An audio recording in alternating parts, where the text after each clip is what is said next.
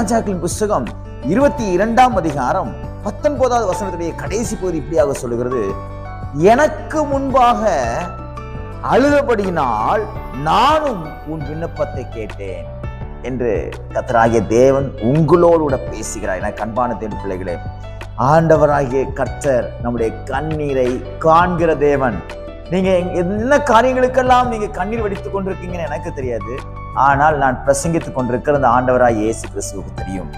மறைவாக இருந்து கண்ணீர் வடிக்கிறது, நடந்து போகும்போது அழுது கொண்டே போவது, வாகனத்துல போகும்போது அழுது கொண்டே போவது, தனிமையாக இருக்கும் பொழுது அழுது அழுது அழுது வேதனைப்பட்டு சில காரியங்களை குறித்து நீங்க ரொம்ப கஷ்டப்பட்டு கொண்டிருக்கீங்கல்ல. கர்த்தர் சொல்றாரு, நீ எனக்கு முன்பாக நீ அழுதபடினால் மகனே மகளே, உன் விண்ணப்பத்தை நான் கேட்டேன். என்ன காரியங்களுக்காக நீங்க அழுதீர்களோ, எது உங்களுக்கு ரொம்ப வேதனையாக இருந்ததோ, எது ரொம்ப பாரமாக இருந்ததோ, உங்களால் தாங்க முடியாததாக இருந்ததோ, அதை கர்த்தர் உங்களிடத்திலிருந்து எடுத்து போட்டு உங்களுக்கு அற்புதங்களை செய்வார். விசுவாசிக்கிறீங்களா? கர்த்தருடைய வேத வசனம் இப்படியாக சொல்லப்பட்டிருக்கிறது, உங்களுடைய கண்ணீரை அவர் கண்டு உங்களுக்கு நன்மை செய்கிறார். வேதத்துல இன்னொரு வசனம் இப்படியாக இருக்கிறது, உங்கள் கண்ணீரை எல்லாம் அவர் துருத்தியிலே வைத்திருக்கிறாராம், கணக்கு வைத்திருக்கிறார் தேவன். நீங்க என்னென்ன காரியங்களுக்கெல்லாம் நீங்கள் கண்ணீர் வடித்தீர்களோ அதற்கேற்ற பதிலை நிச்சயமாக அவர் தருவார். உங்கள் கண்ணீருக்கு நிச்சயமான பதில் உண்டு சகோதரனே, உங்க கண்ணீருக்கு நிச்சயமான பதில் உண்டு சகோதரியே. பயப்படாதீங்க, கவலைப்படாதீங்க. நான் இப்படி அழுது கொண்டே இருக்கிறேன்னு, என் அழுகை எப்பொழுது ஆனந்த களிப்பாக மாறும் அப்படின்னு நீங்க ரொம்ப ஃபீல் பண்ணிட்டே இருக்கீங்களா? கர்த்தர் நிச்சயமா அதை மாற்றுவார்.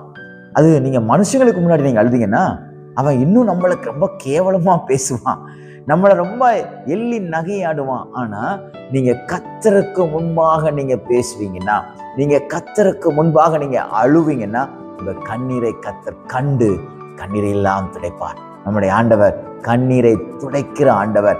என்ன காரியத்துக்காக கண்ணீர் வடித்தீர்களோ காரியத்தை கர்த்தர் கண்ணீரை எல்லாம் துடைத்து உங்களுக்கு அற்புதங்களை செய்வார். எதிர்பார்ப்போடு கூட இருங்க. நீங்க வடித்த கண்ணீருக்கு பதிலை கர்த்தர் இன்றைக்கு தர வல்லமையுடையவராக இருக்கிறார். படிப்பு விஷயத்துக்காக நீங்க கண்ணீர் வடிச்சிருக்கலாம், எதிர்கால துணைக்காக நீங்கள் கண்ணீர் வடிச்சிருக்கலாம், இல்ல ஒரு வேலைக்காக நீங்க கண்ணீர் வடிச்சிருக்கலாம், அல்லது உங்க பிள்ளைகளுக்காக நீங்க கண்ணீர் வடிச்சிருக்கலாம், உங்க கணவனுக்காக நீங்க கண்ணீர் வடிச்சிருக்கலாம், உங்க மனைவிக்காக நீங்க கண்ணீர் வடித்திருக்கலாம். எல்லாவற்றுக்கும் கர்த்தர் பதிலை தர உண்மையுள்ளவராக இருக்கிறார். கர்த்தர் சொன்ன வார்த்தை, கண்ணீரை நான் கண்டிருக்கிறேன். ஆகையால் விசுவாசத்தோடு இன்றைக்கு கண்ணீருடைய பலனை பெற்றுக் கொள்கிற நாளாக தேவன் உங்களுக்கு மாற்றி தருவார் என்று விசுவாசியுங்கள். அதை கர்த்தர் அப்படியே நிறைவேற்றி கொடுத்து உங்கள் கண்ணீருக்கெல்லாம் இன்றைக்கு பதில் கிடைப்பதாக. இந்த நாள் உங்களுக்கு ஒரு ஆசீர்வாதமான நாளாக இருப்பதாக. God bless you.